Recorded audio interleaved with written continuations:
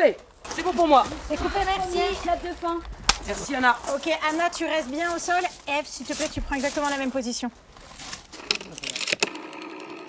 Pour Anna, je pense c'est un personnage qui est un peu dans une mutation, mais dans une mutation pour aller vers le plus, plutôt que pour aller dans une transformation qui raserait tout sur son passage. Je pense que c'est un moment de sa vie où, voilà, elle se pose beaucoup de questions et d'un coup, cet amour pour Eve va totalement transcender sa vie, son quotidien et sa manière de voir le monde. La série, elle est assez courte et elle se passe sur un espace-temps assez réduit et je pense qu'on rentre tout de suite dans l'intensité des émotions que les deux personnages vivent à cet instant de rencontre. Eve, c'est une artiste qui a beaucoup de blessures passées. Iris m'avait parlé de cet art japonais qui s'appelle le kintsugi, qui consiste à reconstituer des bols cassés avec des feuilles d'or. C'est un peu une image pour Eve d'imaginer qu'elle a toutes ces blessures, mais qu'au cours de l'histoire, elle va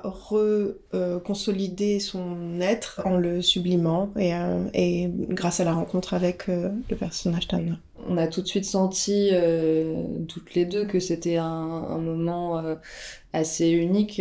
Pour l'instant, c'est vrai qu'il y a assez peu de représentation d'amour et de sexualité lesbienne, et d'autant plus en France, la télévision, sur le service public. Enfin, c'était un tout qui était quand même hyper réjouissant, quoi, de se dire qu'on allait faire partie de cette aventure-là et de pouvoir à la fois défendre une œuvre, des personnages, quelque chose, enfin voilà, une vision artistique, mais en même temps avoir aussi un engagement politique à l'intérieur de notre travail. Enfin, je pense que c'est toujours, en tout cas pour moi, c'est toujours une joie de pouvoir assembler les deux, donc c'était génial. Oui, je pense qu'on avait bien conscience que c'était quelque chose d'assez inédit. En tout cas, moi, je n'ai pas grandi avec ce type de représentation dans des œuvres. Il s'est avéré d'ailleurs que, suite à la sortie de la série, il m'arrive très régulièrement d'avoir des jeunes personnes qui viennent me voir et qui m'en parlent. Il y a assez peu de personnages dans la série, l'histoire est très resserrée, et puis il y a toute la représentation du désir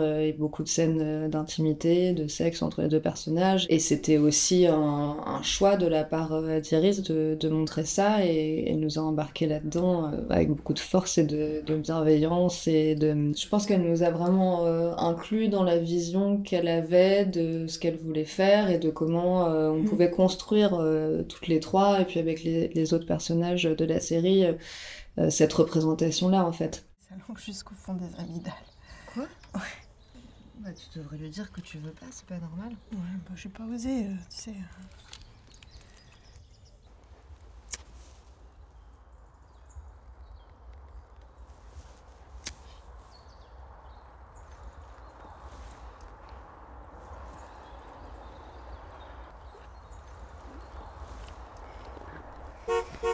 Bon, ben, à bientôt. Ouais, bientôt. Salut. Moi, ce qui m'intéressait, c'était sa vision artistique par exemple, de la sexualité. C'est-à-dire que je sentais qu'elle avait envie de raconter ça de différentes façons, avec des superpositions. L'idée du split aussi, l'idée de la conversation, en fait, du rapprochement d'images. Il y avait une envie esthétique qui était construite, qui était pleine de références.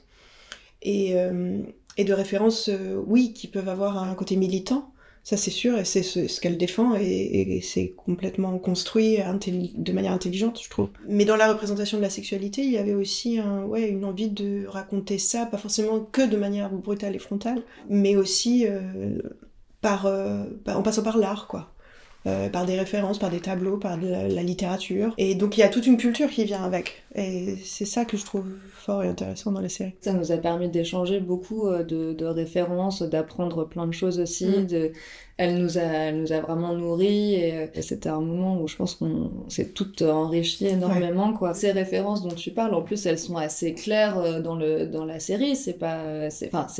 Il y a des choses qui sont un peu plus cachées ou un peu plus niches, disons, et il y en a d'autres qui le sont moins. Et c'est ça qui est génial, c'est aussi de pouvoir mettre aussi en lumière des cinéastes reste des autrices qui ont été oubliées et qui reviennent en lumière, quoi. Oui, c'est ça, c'est qu'il n'y a pas grand-chose qui est laissé au hasard, même l'idée d'une lumière, d'un plan, elle a toujours une référence, que ce soit Chantal Akerman par exemple. Et puis dans la mise en scène aussi, il y avait, par rapport à ce film Hellgaze dont tu parlais, il y avait la volonté de nous inclure et de nous montrer aussi ce qu'elle allait faire. Je pense qu'elle voulait vraiment rien nous voler, en fait. Montrer qu'on pouvait faire quelque chose d'artistique et de profond sans avoir l'impression de devoir voler des choses aux actrices, parce que ça, c'est quand même quelque chose qui est un peu dans l'imaginaire collectif du cinéma, et qui est dommage parce que je pense qu'il y a tout à fait moyen de faire des choses fortes sans avoir besoin d'avoir ce vol, quoi. Et au contraire, enfin, moi, je me suis sentie très libre de justement savoir, et notamment d'autant plus dans ces scènes d'intimité, de savoir comment on était filmé. Ça permet en fait d'avoir aussi un lâcher-prise à un endroit. Je pense que dans la vie, quand on a un cadre à certains endroits, ça nous permet justement de se sentir en sécurité pour aller plus loin et pour avoir un abandon et une recherche plus intense, quoi.